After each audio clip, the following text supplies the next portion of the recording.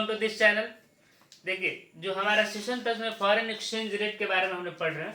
तो इसमें हमने पिछले सेशन में देखा था कि जो भी गोल्ड रेट एक्सचेंज रेट क्या होता है, ब्रिटेन वुड्स एक्सचेंज रेट क्या होता है। तो इसमें हमने देखा था कि किसी भी देश का जो करेंसी को हम लोग यूएस डॉलर के साथ कंपेयर करते हैं, उसका वैल्यू क्या है, तो उसको ब्रिटेन वुड्स सिस्टम बोलते हैं। अगर आपने उसमें नहीं देखा है तो आप जाके प्लेलिस्ट में आपको देखिएगा, फॉरेन एक्सचेंज का जो टॉपिक है, जो चैप्टर है, उसमें मैंने डाला हुआ है। ठीक है। और उसके बाद हमने देखा था कि मैनेज फ्लोटिंग क्या होता है, उसके बारे में भी देखा था कि जो गवर्नमेंट भी और जो market force of demand and supply तो फॉरेन करेंसी के जो मैनेज करता है उसको हम लोग मैनेज फ्लोटिंग करते हैं, जो एक्सचेंज रेट को मैनेज करता है।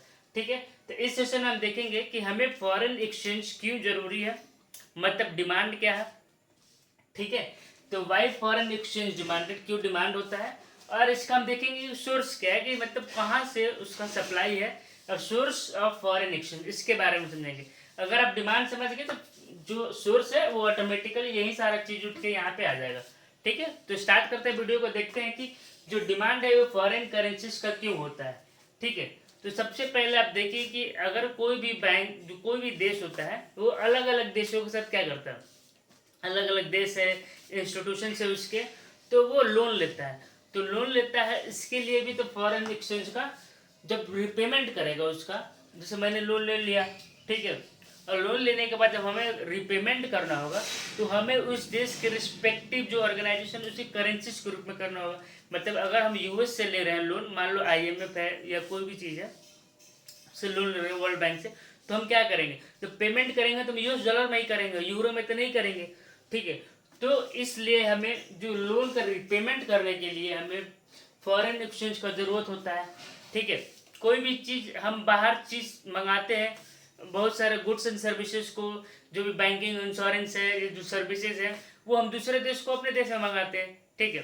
जो अलग अलग टाइप्स के गुड्स खरीदते हैं, तो उनके लिए भी हमें फॉरेन एक्सचेंज का ज़रूरत होता है, ताकि जो गुड्स आ रहा है तो हम उसको जो पेमेंट करेंगे वो इंडियन करेंसी में तो नहीं करेंगे, हम उसको करेंगे फॉरेन करेंसीज में ही करेंगे। जिस देश से हम मंगा रहे हैं उस देश का जो करेंसीज है, डोमेस्टिक करेंसी वहाँ का, उसी के फॉर्म में करते हैं। तो जो भी हम इंपोर्ट कर रहे हैं वहाँ के लिए, फिर हम जो भी ग्रांट्स दे रहे हैं या डोनेशन दे रहे हैं दूसरे देशों में, हम अगर दे रहे हैं तो वो उस देश के जो रिस्पेक्टिव डोमेस्टिक करेंसी है उसी के फॉर्म में देंगे।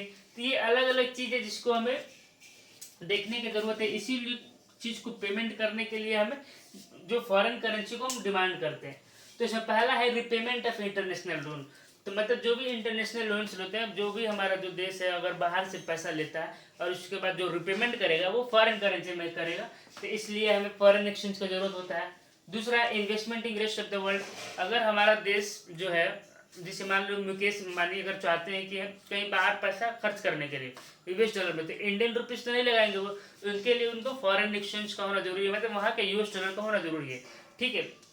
या फिर हमारा देश है अगर कहीं एफडीआई करना चाहता है या एफपीआई करना चाहता है। अब एफडीआई का मतलब होता है फॉरेन इन्वेस्टमेंट डायरेक्ट इन्वेस्टमेंट, मतलब कि अगर हम किसी भी देश के अगर एक 41% अगर शेयर्स में इन्वेस्ट करते हैं तो इसको एफडीआई बोलते हैं। एफपीआई होता है फॉरेन पोर्टफोलियो इन्वेस्टमेंट, अगर जो इन्वेस्टमेंट जो है वो 10% से कम रहता है तो उसको एफपीआई बोलते हैं। इस पर मैं एक सेपरेट टॉपिक बनाऊंगा, वीडियो बनाऊंगा इस पर, जिसमें हम आपको अच्छे तरीके से फॉरेन डायरेक्ट इन्वेस्टमेंट के बारे में समझाएंगे, एफपीआई क्या होता है उसके बारे में समझाएंगे, और जो अलग अलग टाइप को जो सेक्टर है उसमें हमारा एफडीआई कितना है, एफपीआई कितना है, उसके बारे में भी, कौन सा ऐसा सेक्टर है जिसमें पूरी तरीके से 100% है, किसमें कितना परसेंट है, वो सारा का सारा मैं आपको डिटेल है आने वाले वीडियो में, एक दो वीडियो बाद। इसके बाद बस हमारा बस स्पॉट मार्केट और जो फॉरवर्ड मार्केट है वो बस टॉपिक बचा है। उसके बाद हम एफडीआई और एफपीआई के बारे में बताएंगे आपको। ठीक है। तो अगर कोई भी देश अगर किसी दूसरे देश में अगर इन्वेस्टमेंट करना चाहता है तो उसके लिए भी फॉरेन करेंसी की जरूरत होता है। तीसरा इम्पोर्ट्स, जैसे कि मैंने आपको पहले ही बताया कि अगर हम किसी भी रेस्ट ऑफ द वर्ल्ड से या किसी भी देश के कोने से, विदेश में से अगर हम गुड्स को मंगाते हैं, देश से नहीं बोलेंगे, विदेश से अगर हम गुड्स मंगाते हैं तो उसको भी हम लोग पेमेंट करना होता है फॉरेन करेंसीज में ही, तो हमें उसी का डिमांड, उसका जरूरत होता है। ग्रांट्स एंड डोनेशन, अगर हम कोई रेस्ट ऑफ द वर्ल्ड को पेमेंट कर रहे हैं, ठीक है, हालांकि जो ग्रांट्स एंड डोनेशन होता है वो क्या होता है, यूनिलैटरल्स पेमेंट होते हैं। अब याद करिएगा, मैंने आपको बताया था कि जो भी यूनिलैटरल्स पेमेंट होते हैं उसको हम नेशनल इनकम को जब कैलकुलेट करते हैं तो उसमें हम कंसीडर नहीं करते हैं नेशनल इनकम को। ठीक है। इसी तरीके से आप हर चीज़ों को रिलेट करते रहिए, एक दूसरे से जोड़ते रहिए, ताकि आपको आराम से याद रहे। तो कोई भी ग्रांट्स एंड डोनेशन होता है जो इसको हम यूनिलैटरल पेमेंट बोलते हैं, अगर हम रेस्ट ऑफ द वर्ल्ड को भी पे कर रहे हैं तो उसको हमें फॉरेन करेंसी में ही पे करना होता है, इसलिए हमें फॉरेन करेंसी की जरूरत है। और पांचवा है रिपेमेंट ऑफ, जो रिपेमेंट बोल रहे हैं, पेमेंट ऑफ इनकम्स। इनकम्स का मतलब होता है कि जो भी फैक्टर ऑफ सर्विसेज अगर कहीं एब्रॉड में काम कर रहे हैं तो उनका भी जो पेमेंट होगा वो तो इंडियन रुपीज में होगा नहीं, वहाँ के जिस देश में वो काम कर रहे हैं तो वहाँ के करेंसीज में ही करना पड़ेगा, तो इसलिए हमें फॉरेन करेंसी की जरूरत होता है। मैंने आपको फैक्टर ऑफ सर्विसेज के बारे में बताया हुआ है, जो उसमें हम लोग, इससे हमें 4 चीज़ पेमेंट करते हैं। जो इंटरेस्ट होता है लाइन पे, सॉरी रेंट होता है लाइन पे, इंटरेस्ट कैपिटल पे, इंटरप्रेन्योर को प्रॉफिट देते हैं, और वेजेस जो भी लेबर्स होते हैं उनको वेजेस देते हैं। तो इन लोगों को भी पेमेंट करने के लिए फॉरेन एक्सचेंज का जरूरत होता है, मतलब कि हमें फॉरेन एक्सचेंज का डिमांड होता है। अब सोर्सेज क्या है, देखिए अगर हम लोन ले रहे हो रेस्ट ऑफ द वर्ल्ड से तो हमें किस में मिलेगा, फॉरेन करेंसीज में ही मिलेगा, फिर आके उसका इंडियन करेंसी में उसका एक्सचेंज होगा, ठीक है। तो मतलब जो भी लोन होते हैं रिपेमेंट के जगह पे अगर लोन मिल रहा है from rest of the world से तो वो हमारा क्या है, सोर्स ऑफ फॉरेन एक्सचेंज है, ठीक है। Investment in rest of the world, ठीक है। अब उस क्या है, हमारा डिमांड है, लेकिन investment for rest of the world, अगर रेस्ट ऑफ द वर्ल्ड से अगर पैसा आ रहा है हमारे देश में, कोई एफडीआई कर रहा है, एफपीआई कर रहा है, ठीक है, मतलब सबसे अधिक सिंगापुर से आता है एफडीआई हमारे यहाँ, तो जो भी आता होगा तो वो क्या फॉरेन एक्सचेंज, फॉरेन करेंसीज में ही आता है, तो वो क्या है हमारा एक सप्लाई का सोर्स है, ठीक है। अब इसी से इंपोर्ट है, इसमें क्या होगा, एक्सपोर्ट होगा। अगर हम अपना गुड्स एंड सर्विसेज को विदेश में सेल करेंगे तो उन लोग जो पेमेंट करेंगे वो किस फॉरेन करेंसी में करेंगे, जब फॉरेन करेंसी में करेंगे तो वो क्या है, सप्लाई हुआ, मतलब सोर्स ऑफ फॉरेन एक्सचेंज हुआ, तो एक्सपोर्ट हो गया, ठीक है। हम जब ग्रांट्स हम जब दे रहे हैं तो इसका मतलब क्या, हम डिमांड कर रहे हैं, हम जब देंगे तो क्या होगा, हम फॉरेन करेंसीज में ही देंगे तो वो डिमांड हो गया।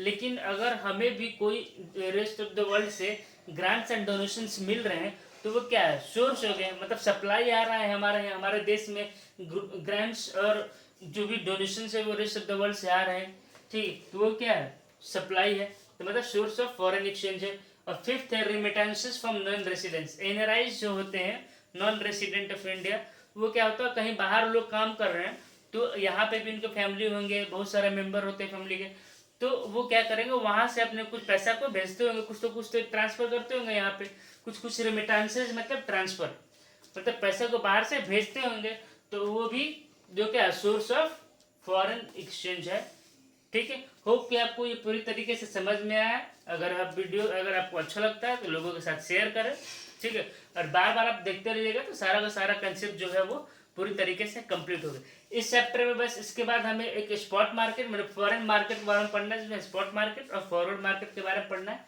नेक्स्ट वीडियो में वो भी कंप्लीट हो जाएगा। उसके बाद हम अभी जो 12th का जो सिलेबस है उसको स्टॉप करेंगे, थोड़ा अलग अलग वेरिएंट पढ़ेंगे, जैसे एफडीआई और एफपीआई के बारे में समझेंगे। उसके अलावा बहुत सारे इंस्टीट्यूशन है इंडिया को, जो भी इंडेक्सेस इतना सारा निकलते हैं, उसके बारे में भी हम डिटेल स्टडी करेंगे कि इंडिया का जो है स्टैंडिंग कितना है, कौन से टॉप पोजीशन पे, कौन इसको पब्लिश करता है, उसके बारे में भी हम लोग समझने की कोशिश करेंगे, ठीक है। इस वीडियो में बस इतना ही। Thank you so much.